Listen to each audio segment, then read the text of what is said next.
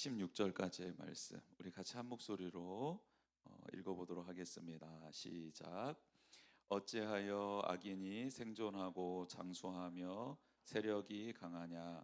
그들의 후손이 앞에서 그들과 함께 굳게 서고 자손이 그들의 목전에서 그러하구나. 그들의 집이 평안하여 두려움이 없고 하나님의 매가 그들 위에 임하지 아니하며 그들의 수소는 새끼를 베고 그들의 암소는 낙태하는 일이 없이 새끼를 낳는구나. 그들은 아이들을 양떼같이 내보내고 그들의 자녀들은 춤추는구나. 그들은 소고와 수금으로 노래하고 피리 불어 즐기며 그들의 날을 행복하게 지내다가 잠깐 사이에 수월에 내려가느니라. 그러할지라도 그들은 하나님께 말하기를 우리를 떠나소서 우리가 주의 도리 알기를 바라지 아니하나이다. 전능자가 누구이기에 우리가 섬기며 우리가 그에게 기도한들 무슨 소용이 있으랴 하는구나. 그러나 그들의 행복이 그들의 손 안에 있지 아니하니 악인의 계획은 나에게서 멀구나. 아멘. 네, 오늘 주신 말씀을 통해서 하나님이 우리에게 깨닫게 해 주시는 은혜가 있었으면 좋겠고요. 그 깨달은 진리 가운데 살아가고 순종하는 복을 누리는 우리 모두가 되기를 주님의 이름으로 축복합니다. 오늘 말씀을 통해서 흔들리는 현실 속에서도 하나님을 붙들라라는 제목으로 함께 은혜를 나누고자 합니다. 왜 이렇게 이 세상은 흔들릴까요? 세상이 안 흔들리면 왜 우리가 흔들릴까요? 그래서 아무튼 이래나 저래나 흔들리는 세상 속에서 살아가는 것 같습니다. 세상이 우리를 흔들 때가 있고 우리가 스스로 흔들려 세상이 흔들려 보일 때도 있습니다. 스스로 흔들릴 때도 있지만 누군가가 나를 붙잡고 흔들 때도 있습니다. 그래서 참 인간사가 복잡한 것 같습니다. 내가 내 힘으로 살아갈 수 있을 것 같은데 그럴 수가 없습니다. 인간은 서로를 잇대어 살아갈 수밖에 없는 존재로 창조되었기 때문입니다. 가장 먼저는 하나님을 잇대어 살아가야 합니다. 하나님을 잇대지 않고 살아가면 우리는 멸망할 수밖에 없습니다. 하나님은 하나님을 의지하도록 우리를 창조하셨기 때문입니다. 하나님의 생명이 없으면 우리는 공허해집니다. 하나님의 말씀이 없으면 방향을 잃어버립니다. 하나님의 은혜가 없으면 한치도 우리는 살아갈 수 없는 존재, 그런 존재가 바로 우리들이죠. 그래서 하나님을 떠난 자가 가장 불쌍한 존재다라고 성경은 계속해서 말씀합니다. 그리고 또 한 가지, 우리가 사랑하는 이들과 함께 떨어져 지낼 수 없습니다. 사람은 서로를 의지하며 살아가야 되는 존재들이에요. 근데 의지하면서 살아가는 데 있어서 가장 중요한 핵심이 무엇이냐면 사랑입니다. 사랑이에요, 사랑. 사랑하지 않고서는 우리는 인간관계를 하며 지옥을 맛보게 됩니다. 근데 사랑하게 되면 그 인간관계가 하나님이 주신 선물로 변화가 되죠. 특별히 가족, 부모와 자녀 간의 사랑이 싹터야 합니다. 부부 간의 사랑이 싹터야 합니다. 그리고 형제 간의 사랑이 싹터야 합니다. 그러면 가정은 무엇이 될까요? 천국이 됩니다. 그런데 부부 안에 갈등이 생기고 반목하게 되고 부모와 자녀 간의 갈등의 골이 깊어지고 형제 간에 우애 있지 못한 가정을 바라보면 그 자체가 바로 지옥이죠. 하나님과 잇대어 있는 자는 하나님이 공급해 주시는 넘치는 사랑을 받아 사랑할 수 없는 사람 혹은 꼭 사랑해야 될 사람을 사랑하게 됩니다. 그래서 천국을 맛보게 되는 것이죠. 사랑은 우리 안에 있는 게 아니라 위로부터 공급되어지는 것이기 때문입니다. 이 사랑을 충만히 누리는 우리 모두가 되기를 원합니다. 그러기 위해서는 하나님께 나아가야 합니다. 하나님께 더 가까이 나아가고 또 나아가고 또 나아가야 합니다. 하나님 없이는 살 수 없습니다. 하나님만이 저의 생명입니다. 하나님만이 나의 구원입니다. 하나님만이 나의 전부입니다라는 고백을 하며 하나님께 더 가까이 또 매일매일 자주자주 나아가야 합니다. 교회에 나와서 기도하는 것도 너무 중하고 귀한 일이지요. 직장의 자리에서, 가정의 자리에서도 하나님께 나아가야 합니다. 순간순간 하나님께 도움을 구하고 하나님이 주시는 은혜가 없이는, 사랑이 없이는 제가 저의 남편도 아내도 사랑하는 자녀도 동료도 가족도 부모님도 형제도 사랑할 수 없습니다. 저를 좀 도와주십시오. 여러분, 이게 우리의 실존 아닙니까? 그리고 마지막으로 하나님은 우리로 하여금 피조 세계와 함께 더불어 살아가라고 말씀하십니다. 서로 도움을 주고 도움을 받는 관계로 살아가라는 것이죠. 그러면서 우리에게 자연을 다스리라고 하셨습니다. 즉 우리는 자연을 다스리고 보호해야 합니다. 그때 자연으로부터 얻는 참으로 소중한 것들이 우리들에게 들어오게 되는 것이죠. 맑은 물이 그렇습니다. 맑은 공기가 그렇습니다. 깨끗한 토양이 그렇습니다. 그곳에서부터 나오는 생명들, 우리들에게 먹을거리들이 그런 것이죠. 여러분, 우리가 자연과 잇대어 살아가는 법을 잃어버리면 자연도 죽을 뿐만 아니라 궁극적으로는 우리도 죽게 됩니다. 그래서 사순절 기간 동안 우리가 탄소 금식을 했는데 탄소를 더 배출하지 않았나라는 생각이 들면서 못내 마음 한구석이 좀 저리기도 하고 쓸쓸하기도 합니다. 근데 온 지구, 온 세계가 이제 재생 에너지로 전환하는 시점에 이르렀고, 그리고 탄소를 배출하지 않는 것으로 세계적인 규약들이 맺어가고 있고 제도들이 마련되고 있습니다. 이제 지구를 살리지 않고서는 우리가 생존할 수 없다라는 것이 우리 턱 앞까지 다가오게 된 것이죠. 사랑하는 성도 여러분, 오늘 하나님과의 관계가 회복되기를 주님의 이름으로 축복합니다. 하나님의 넘치는 은혜와 사랑을 받기를 원합니다. 그래서 나도 모르게 나의 가족들을, 나의 형제를, 나의 부모를, 나의 이웃들을, 나의 영가족을 이렇게 사랑하며 또 섬기며 나아가게 되는 우리가 되었으면 좋겠습니다. 그리고 자연의 신음소리도 들을 수 있게 되는 우리가 되기를 주님의 이름으로 축복합니다. 흔들리는 현실 속에서 하나님을 붙잡는 것은 바로 이처럼 구체적으로 하나님을 사랑하는 것과 우리 주변에 있는 사람들을 사랑하는 것과 이웃을 사랑하는 것으로 구체화될 수 있겠습니다. 여러분, 그러나 하나님을 볼 수 없다면, 하나님의 말씀이 들리지 않는다면 흔들리는 세상 속에서 나도 흔들리고 내 주변에 있는 사람들도 흔들리게 만드는 것이 우리들입니다. 오늘 아침에 나오면서 참 기분이 좋았습니다. 하나님께서 주시는 기쁨이 있었고 소망이 있었습니다. 그런데 나오자마자 비가 떨어지는 걸 보고 비를 좋아하는 사람이면 괜찮으련만, 저는 비를 좋아합니다. 근데 비를 싫어하는 사람들은 인상을 쓰며 나가더라고요. 여러분, 인상을 쓰며 나가는데 또 나가다가 보니까 빗물이 고여 있는데 옆에 뭐가 싹 지나가면서 빗물이 또 튀기는 거예요. 그러면 아침에 좋았던 그 기분은 순식간에 사라지고 맙니다. 그렇죠? 여러분, 그게 우리의 마음이에요. 우리의 마음과 생각은 우리가 지키려고 해서 지켜지는 게 아니라는 거예요. 오늘 예수의 이름을 부르면, 예수 그리스도의 이름을 부르면 구원이 임하고 능력이 임하고 치유가 임하고 회복이 임한다고 선포했는데, 여러분, 그때 성령님 도와주십시오, 하나님 도와주십시오 라고 외치며 그 주님이, 그 하나님이 우리의 마음과 생각을 지켜주셔야지만이 우리가 그 길을 걸어갈 수 있게 되는 것입니다. 그래서 성경은 말합니다. 모든 일에 기도와 간구로 너희 구할 것을 감사함으로 하나님께 아뢰라라고 말하고 있습니다. 여러분, 우리의 모든 것은 기도의 제목이 되는 것입니다. 우리의 슬픔과 고난과 아픔, 모든 것이 다 기도의 제목이 되는 것이에요. 고난이 클수록 그 고난이 문제가 아니라 그 고난을 가지고 하나님 앞에 나아가지 못하는 그 내 모습이 문제인 것이죠.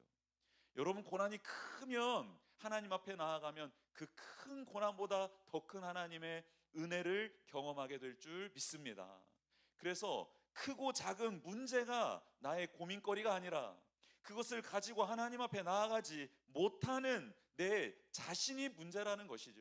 그래서 하나님, 제게 고민이 있고 없고가 아니라 모든 것을 가지고 하나님 앞에 나아가는 믿음의 사람이 되게 하여 주십시오, 하나님을 의지하는 사람이 되게 하여 주십시오라고 간구해야 합니다. 여러분, 그렇게 나아갔더니 하나님이 응답을 주십니다. 그렇죠. 모든 지각에 뛰어나신 하나님의 평강이 그리스도 예수 안에서 너희의 마음과 생각을 지키신다고 그렇게 약속해 주십니다. 저는 기대했습니다. 그렇구나. 모든 것을 기도와 간구로 감사함으로 나아가면 하나님이 즉각 응답해 주시겠구나 라는 말씀을 기대하며 그 말씀을 폈지만, 그 말씀의 내용은 즉각 응답이 아니라 하나님의 평강이 그리스도 예수 안에서 우리의 마음과 생각을 지켜주신답니다. 여러분, 예수님이 이 땅에 오셔서 살아갔던 그 거룩한 삶 공생에는요, 하나님의 아들로서 누리는 모든 권세를 내려놓고 평안을 내려놓고 살아간 길입니다. 고난의 연속이었고 아픔의 연속이었고 그리고 모함의 연속의 길 아니었습니까? 예수님이 하나님께 기도했을 때마다 하나님께서는 예수님의 명예를 회복시켜 주는 것, 예수님께 부자가 되는 그 길, 혹은 명예를 누리는 길, 그리고 모든 사람들에게 인정을 받는 길로 인도해 주신 게 아니에요. 예수님의 마음과 생각을 지켜 주신 것이죠. 왜 지켜 주신 것일까요?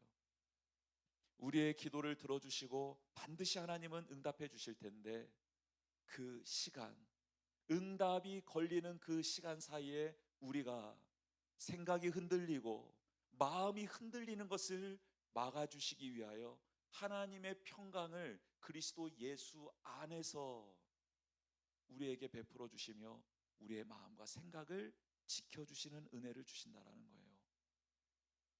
여러분, 기도해야 될 이유가 무엇인 줄 아십니까? 즉각적인 응답이 없더라도 끊임없이 모든 문제를 가지고 하나님께 나아오는 게 믿음인데, 그 믿음의 행위를, 의지하는 행위를 끊임없이 해야 되는 이유가 무엇인 줄 아십니까? 반드시 하나님이 응답해 주실 텐데 그 사이에 우리의 생각이 흔들리고 마음이 흔들리고 삶이 흔들리고 관계가 흔들려서 그 하나님이 주시는 복을 받기 전에 떠나 버리지 않게 하기 위하여 우리를 기도의 자리로 부르시는 것입니다. 여러분, 욥처럼 흔들렸던 사람이 어디 있겠습니까? 여러분, 욥은 모든 환경이 욥 자신을 흔들었습니다.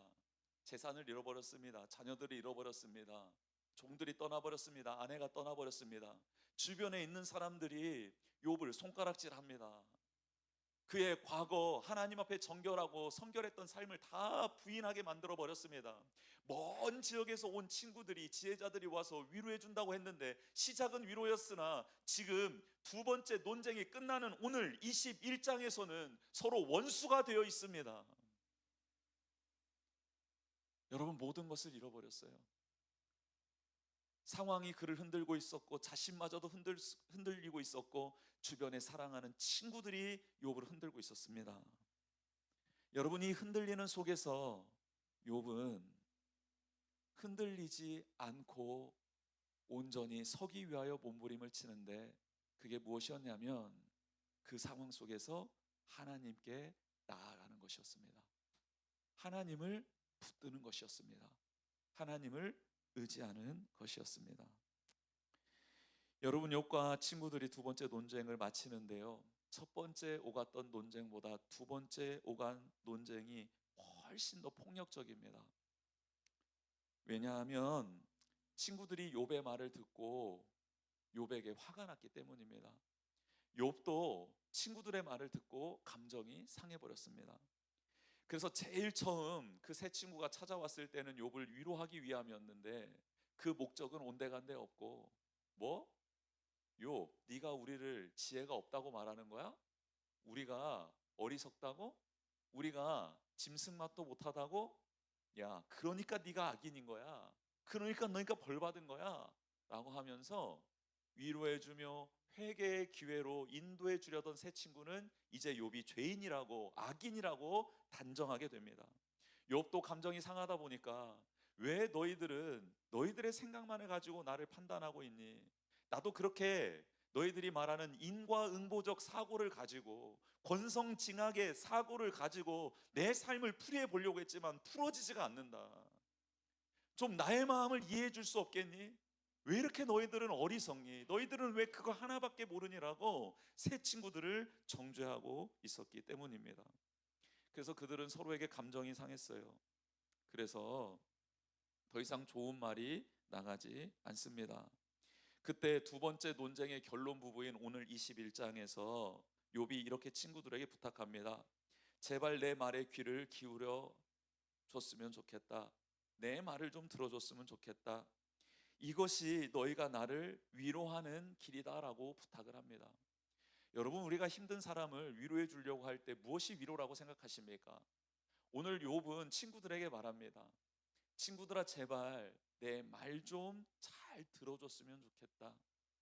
먼저 내 말을 잘 듣고 난 다음, 그 다음에 너희들이 나를 조롱하더라도 조롱했으면 좋겠다라고 말합니다.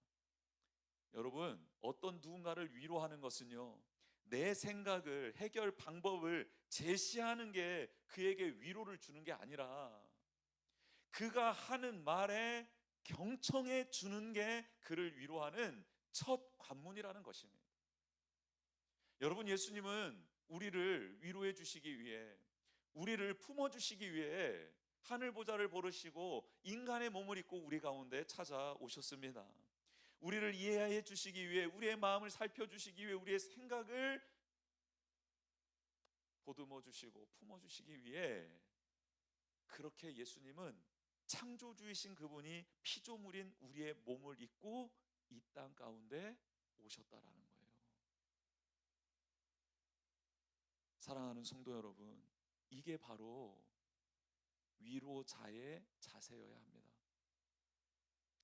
친구들은 한 발치 떨어져서 자신들의 세계관으로, 자신들의 가치관으로, 자신들이 경험했던 것으로 욥을 판단하는 판단자로 서 있습니다.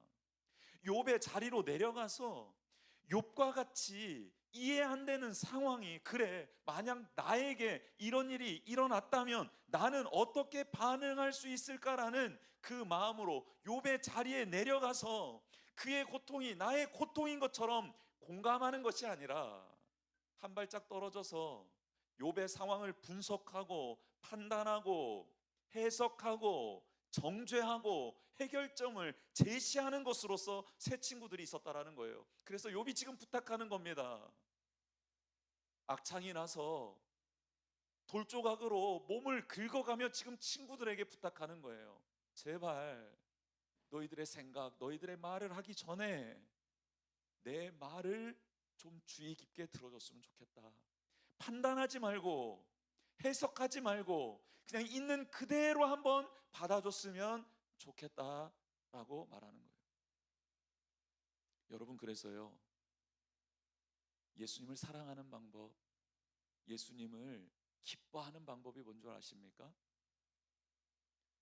하나님의 마음이, 하나님의 생각이 담겨있는 이 말씀을요, 그대로 받아들이는 겁니다.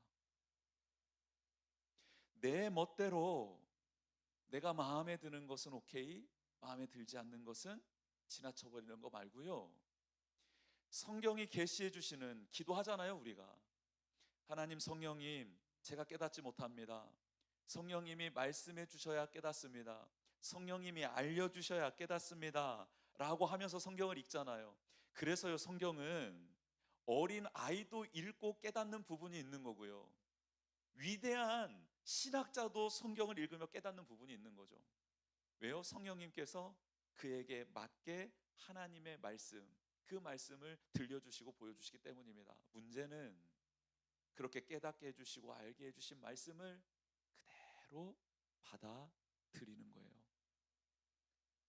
그 말씀을 온전히 받아들이는 사람, 그래서 그 말씀대로 생각해보는 사람, 그 말씀대로 마음을 먹어보는 사람, 그 말씀대로 한번 움직여 보는 사람을 하나님이 너무너무 사랑하시고 너무너무 기뻐하시는 거예요. 사랑하는 성도 여러분, 우리가 주님의 말씀, 하나님의 말씀에 경청하는 그런 자녀가 되기를 주님의 이름으로 축복합니다. 욥의 세 친구들은 세상을 보는 관점이, 욥을 바라보는 관점이 권선징악, 인과응보, 즉 악인은 벌을 받고 의인을 복을 받는다는 논리가 가득 차 있었습니다. 그것으로만 해석을 하려다 보니 해석이 안 되는데, 욥의 입장에서는 해석이 안 되는데 계속해서 그 고집을 꺾지 않고 밀어붙이고 있는 장면입니다. 그런데 오늘 21장에서 두 번째 논쟁이 끝나는 단락에서 욥이 친구들에게 말하는 거예요. 얘들아, 너희들이 그렇게 말하는데 정말 세상이 그렇게 돌아가니? 라고 반문해 보는 겁니다. 욥이 봤더니요, 그렇지 않거든요. 친구들이 봐도 그렇지 않거든요. 무슨 말이냐? 악인, 하나님을 거부하고 나는 당신이 필요 없습니다. 왜 당신을 섬겨야 합니까? 왜 당신에게 나아가 기도해야 됩니까? 왜 당신을 찾아야 합니까? 저는 당신 필요 없어요 라고 그렇게 막 살아가는 악인들이요, 잘 살더라는 겁니다. 악인들이요, 부유하게 살더라는 거예요. 그들의 자녀들이요, 형통하더라는 겁니다. 그들의 재산이 늘어가고요, 심지어는 죽을 때에도 고통이 짧게 빨리 죽음에 이르는, 죽을 때에도 복을 받고요.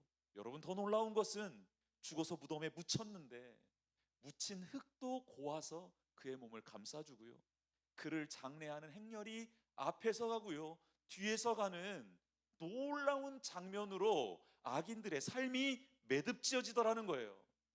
그러면서 친구들에게 묻는 겁니다. 정말 이 세상이 악인들이 심판을 받고 의인들이 정말로 잘 살게 되는 세상이냐? 너희들이 사는 세상이 그런 세상이냐? 사람들에게 가서 한번 물어봐라. 사람들한테 물어봐라. 정말 악인들이 그렇게 번성하는 게 이 세상 아니냐고. 그러면 열이면 열, 그렇다라고 말할 것이다. 의인들이 얼마나 고난받냐고, 정말 그런 것 같다라고 말할 것이다. 너희들도 그런 세상에 살고 있는 것 아니냐? 그런데 왜 너희들은 지금 나를 정죄하고 있냐? 이 세상이 지금 뒤틀려 있는데 너희들이 말하는 권선징악으로 인과응보로 악인들은 벌을 받고 선한 이들은 잘 된다라는 그 논리로 세상을 해석할 수 없는데 너희들은 왜 그 논리를 가지고 나에게 계속 해석하려고 하느냐고 욥이 친구들에게 반문하고 있는 거예요. 여러분, 그렇습니다.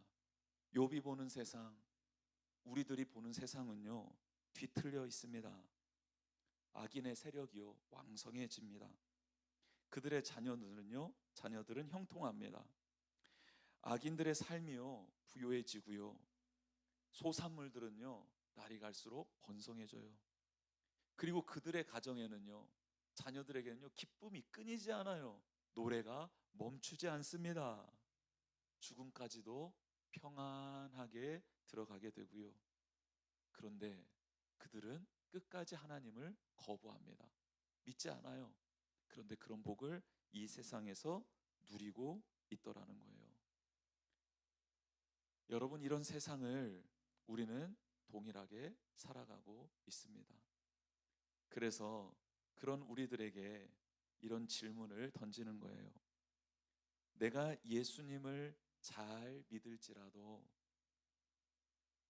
복을 받지 못하는 상황, 세상적으로 봤을 때 고난당하고 핍반받는 상황이 있을 수 있는데 그때에도 나는 하나님을 믿고 그분께 나아갈 수 있는가? 여러분, 내가 예수님을 잘 믿는데 이유 모를 고난이 왔을 때요, 그래서 세상 사람들도 야, 그럴 거면 예수님 믿지 마 라고 말했을 때 그때도 여러분, 우리는 하나님께 나아갈 수 있습니까? 그때도 하나님을 부정하지 않고 어렵지만 힘들지만 그 힘든 문제를 가지고 하나님 앞에 나아갈 수 있습니까? 고난의 크기가 큰 만큼 하나님을 그렇게 크게 찾을 수 있습니까? 이것을 성경에서는 믿음이라고 하는데요, 이것을 하나님을 의지하는 자라고 말하는데요, 우리는 큰 고난이 있을 때 그 고난 앞에 주저앉고 하나님을 저주하고 맹세하며 부인하며 떠나버리는 편을 선택합니까? 아니면 그 고난의 무게만큼 하나님을 더 간절하게 찾는 우리의 모습입니까? 흔들리는 세상 속에서, 흔들리는 나 자신 속에서, 나를 흔드는 수많은 사람들 속에서 우리가 하나님을 붙드는 사람이 되기를 주님의 이름으로 축복합니다.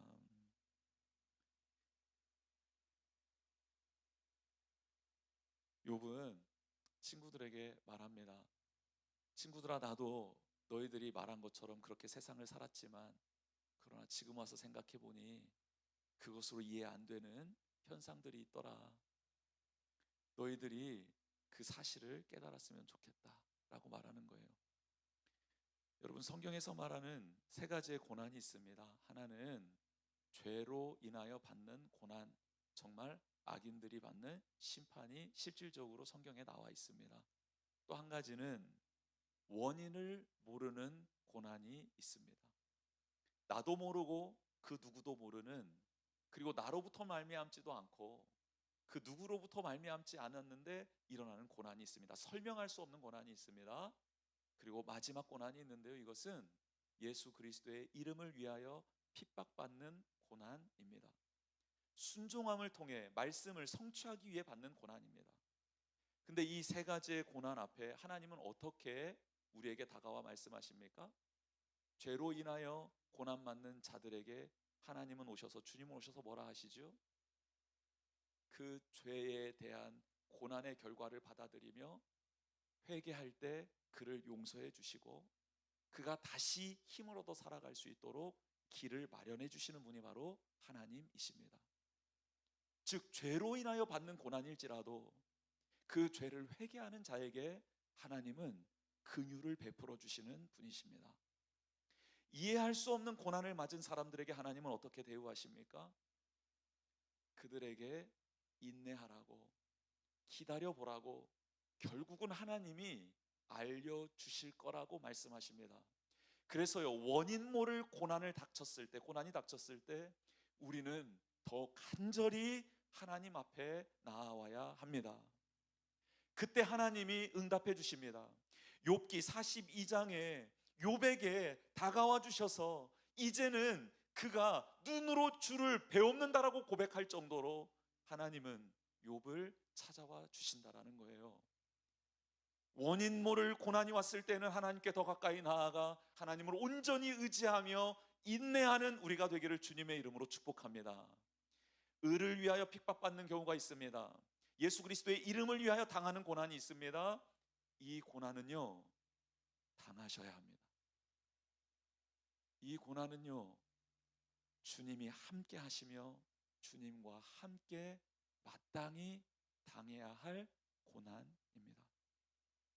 이 고난은 피하는 고난이 아닙니다. 왜요? 이 고난으로 인해 하나님이 영광 받으시기 때문입니다. 하나님의 능력이 나타나기 때문입니다. 고난받는 자를 통해 하나님의 뜻이 이루어지기 때문입니다. 말씀을 순종하며 말씀 따라가며 받는 고난이 있습니까? 피하지 마십시오. 사도들이, 믿음의 사람들이 하나님의 말씀을 따라 순종하며 받는 고난은 피한 적이 없습니다.